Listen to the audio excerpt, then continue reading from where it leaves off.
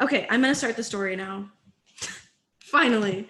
Okay, so there was an article from the HuffPo, and it was by Akbar Shahid Ahmed.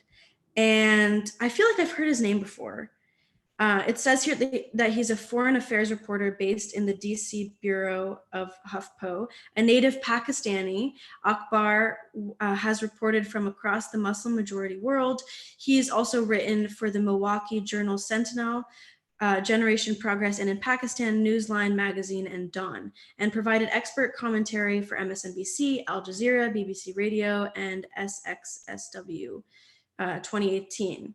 To give you an idea of what kind of coverage he has, he recently wrote that Tülsi article that was 2 days ago, or 1 day ago, sorry, yesterday. And he wrote an article about Bernie Sanders has proved is a new era for how Democratic candidates talk about Israel. Erdogan and Putin strike a Syria deal, taking the gift Trump offered them. But the most interesting part was I was actually just going through some information about Bernie and how he supports the White Helmets, right?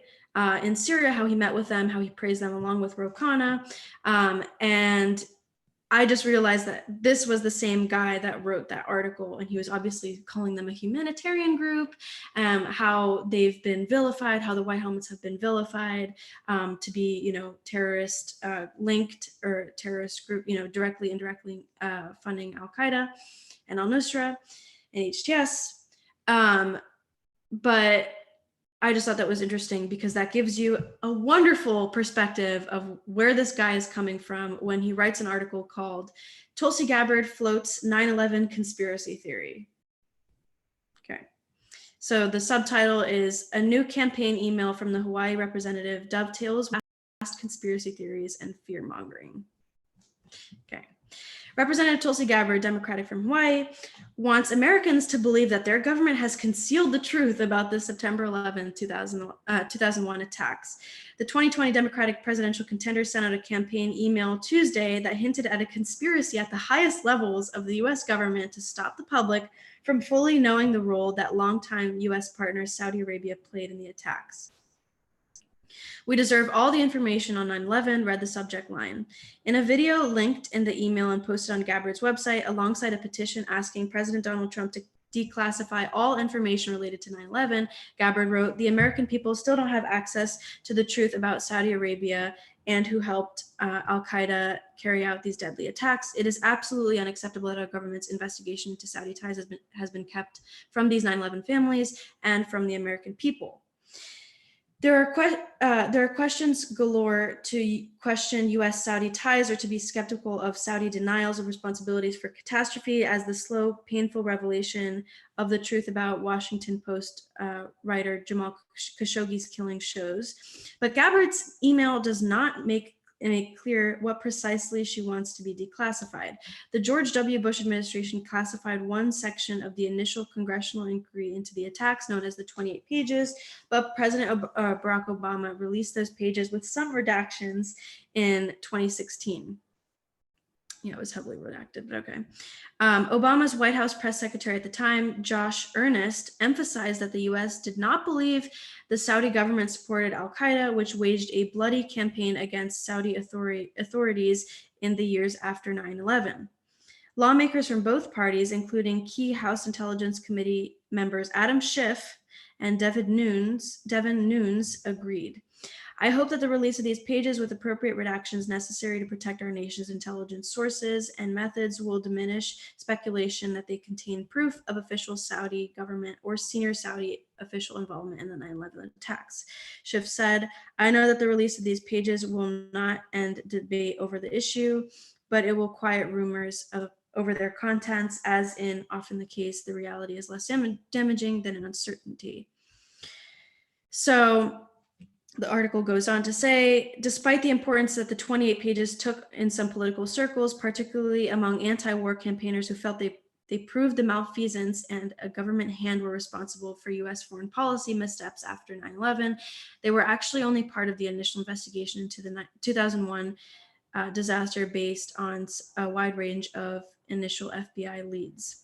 Later reports, including that of the 9/11 Commission, explicitly cleared the Saudi Arabian government in the 2001 terror attacks. Still, allegations of the Saudi culpability continued, and in 2016, Congress passed a bill by overwhelming bipartisan majorities allowing the families of 9/11 victims to sue the kingdom, showing that despite the Saudis' lobbying influence and the U.S. government's fear of losing an ally, U.S. lawmakers aren't potentially beholden to them. Well, that's true. Obama vetoed it, and then they overrode that veto of JASTA. So it's pretty telling that you have the president, commander-in-chief, vetoing something that should be perfectly, fine. So he obviously took issue to that because of Saudi Arabian pressure, government pressure. In recent years, Congress has pressured Saudi Arabia in ways that it hadn't for decades over the kingdom's brutal conduct in a 4-year military intervention in Yemen and its role in Khashoggi's murder. Lawmakers are willing to flex their muscles for a range of reasons, from growing U.S. energy independence to public distaste towards Trump's cozy relationship with the Saudis' de facto ruler, Crown Prince Mohammed bin Salman.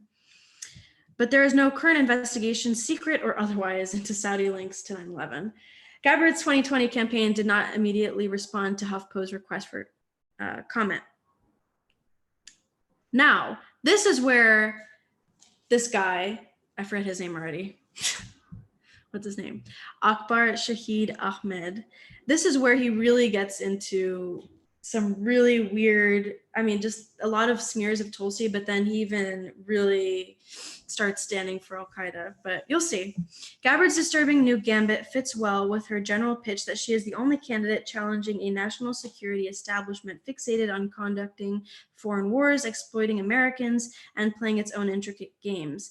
It's part of the same narrative that Gábbárd's used to attract fringe supporters on the left and right and to peddle debunked ideas with serious stakes for millions of vulnerable people, like repeatedly claiming that most Syrians fighting the country's dictator, Bashar al-Assad, are tied to Al-Qaeda and other terror groups. That's not a lie. That's not a debunked idea. Because Hillary Clinton, the WikiLeaks literally revealed that she said Al-Qaeda is on her side in Syria. They're the prominent rebel force.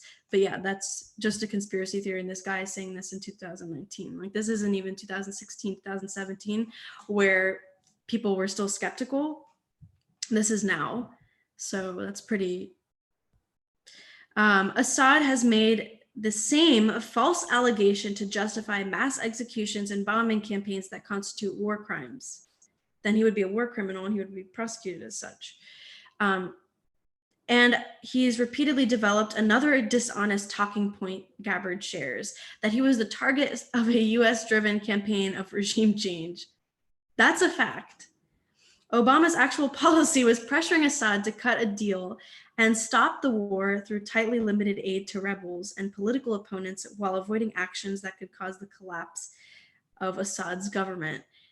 Obama said that he drew a red line, in terms of like the gas attacks, and that Assad had crossed that and that Assad must go. And everyone was saying Assad must go.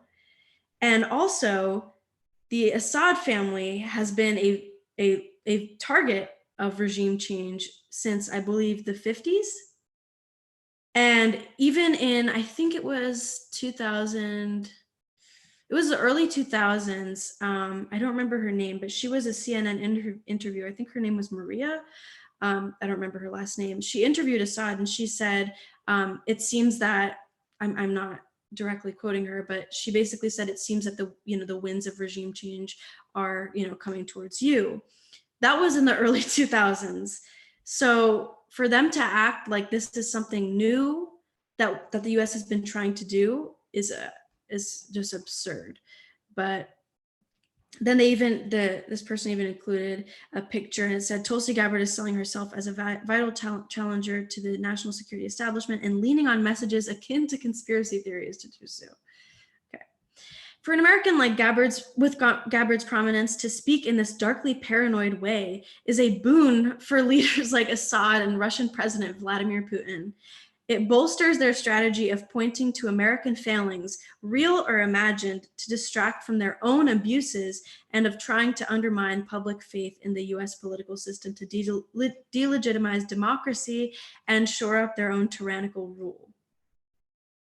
So it's just like they're suggesting that she's being so critical of the US government that it's actually just helping Assad and Putin, rather than her just rightfully criticizing the US government for arming terrorist groups, which is not a good thing, which is against our national security interests, and it's horrible for the people of Syria and for the people of the world. But yeah, that's just her propping up those leaders for her to do that. For her, it's delegitimizing democracy and shoring up their own tyrannical rule. Okay. Coming from a Democrat, it's also political gold for Trump. A way to say there's bipartisan approval for his assertions that he is unfairly victimized by members of a so-called deep state, largely in the US foreign policy apparatus. Trump's tapped frustration with America's national security track record in his 2016 contest with traditional Republicans and former Secretary of State Hillary Clinton, and he supported Gábbárd as she recently sparred with Clinton and promoted herself as a way for Democrats to break with what she calls the Bush-Clinton doctrine. So this person just thinks he's parroting the same points that Mehdi Hasan makes, which is, oh, it's a deep state, like it's some kind of conspiracy theory. You know, that's very telling. And I'd love to know this guy's ties to the intelligence communities or our government in general, because for you to just like, and also just for him to assert that, oh, she can't be doing this because it's helping Trump. This is actually potentially hurting Trump, because she's calling on the Trump administration to be transparent with the American people. If Trump decides, you know, if her resolution, which still has 0 co-sponsors, if it does get the amount of support that's necessary in the House and the Senate, and then it goes to Trump and he vetoes it, that's not political gold for Trump. And there's no way that he would actually support this resolution, you know, considering his ties to Saudi Arabia, which is a violation of the Emoluments Clause in the first place. But just in general, our own government's ties to Saudi Arabia, this is never going to happen. The Saudi Arabian government is going to pressure him to not support this resolution because they want to continue to bury this under the rug. But yes, that's just a conspiracy theory. Okay. It's a reminder of how glaring holes and bad logic in the national conversation about US foreign policy and actions since 9/11 have boosted hatred against and suspicion of Muslims, allowing the kind of Islamophobia that Trump has amplified from the Oval Office to thrive and guide government policy. I'm not going to deny that Trump has been Islamophobic, and I'm not going to deny that our government before him has propped up, you know, Islamophobic rhetoric and like a general attitude. But to suggest that she can't be doing something like this because she is calling out a specific country, this is the same thing as when they equate being anti-Israel as being anti-Semitic. And here it's not really her necessarily being anti-Saudi Arabia, it's just her being against the lobbying that they've done to interfere in our government, to interfere with our foreign policy, and in this case interfere with being transparent to the American people with something that could implicate the Saudi Arabian government. That's not a reason for her to, you know, even though it is a brutal dictatorship and it's promoting the Wahhabi Salafist ideology, that's not a reason, like just because it's, you know, a sect, it's not even really a sect of Islam. It's not really true Islam for you to be spreading this kind of radical, you know, extremism around the world. That's not a reason. So this is just absurd, but it gets worse as this article, you know, wraps up. Gábbárd's new message about Saudi Arabia has to be understood in the context of her broader political message. She's voted to make it harder for refugees from Syria to enter the US. Okay. She probably did that because we're arming the rebels. And in the EU, they've had trouble with a lot of those refugees being extremists and being difficult to assimilate into society, but also more importantly, the actual national security threat that they pose. That was her concern with that. That's why she didn't vote to ban them, by the way. A lot of people say that she voted to ban them. She never did that. She does not support the Muslim ban. What she does support is a strict vetting process, because you even see with Venezuelan immigrants, right? We prioritize right-wing governments. That's kind of just a fact. That's why, like in Florida, you have a big, right-wing Cuban population. We prioritize the people that are helpful for us because they will spread propaganda, in the case of the Cubans, anti-Cuban propaganda, the Cuban government, and which helps our cause. So for her to just, for her to just be naive and be like, okay, we can allow anyone to come into this country, even though we know that we are literally supporting extremists in the region. I mean, I would be concerned if she didn't have any doubts with that, and it's not her being anti-Muslim, it's just her being anti, religious extremism and pro-national security and pro-vetting process, which we already have. Anyways, she's praised Egyptian President Abdel Fattah al-Sisi as he has directed an unprecedented crackdown by painting much of his population as Muslim extremists. He has been working to crack down on the Muslim Brotherhood. I'm not going to say anything more about al-Sisi because I haven't done enough research for me to say if the kind of rhetoric that has been going his way, to like from Western nations has been similar to Assad's crackdown on extremism. I can't say that for sure, but again, this person is just garbling up whatever they can think of just to, spew out and just to say that this is, first of all, they're asserting that this whole 9/11, releasing the information, releasing the truth is a conspiracy theory because she's, suggesting that Saudi Arabia, and she's made this clear that any other government could have any potential involvement or had any potential involvement in the 9/11 attacks. That kind of transparency is important, not only for closure for these families, but also transparency that's necessary to protect our own national security, to prevent any kind of future attack, and to be careful of who our allies are, within the world, She's worked closely with supporters of Hindu nationalists in India who sees the country's million-strong Muslim minority as a major problem. They tagged the article, which is that Caravan article that, what's his name? Peter Friedrich wrote. And again, this was the guy that Pasta had asked, I think it was in California, he asked him, do you have any proof of these claims that you're making? And he said, I don't have the proof with me. So he never, carries around that proof. He just says a bunch of stuff and hopes that it, resonates. And again, Tülsi can't control who donates to her. She can't, in terms of regular Americans, they have to be American citizens. They have to be, I believe, above the age of 18. I'm not really sure how they expect her to be, to be vetting her donors to make sure that no one with any kind of, political affiliation in India that could be potentially, troublesome or whatever, like a Hindu nationalist, whatever, pro BJP, whatever it may be. She doesn't have that ability to vet those, those people. Anyways, but then of course Intercept writes an article and they say that some expert just went through her donor list and found Hindu sounding names and then just equated that to Hindu nationalists, which is absurd.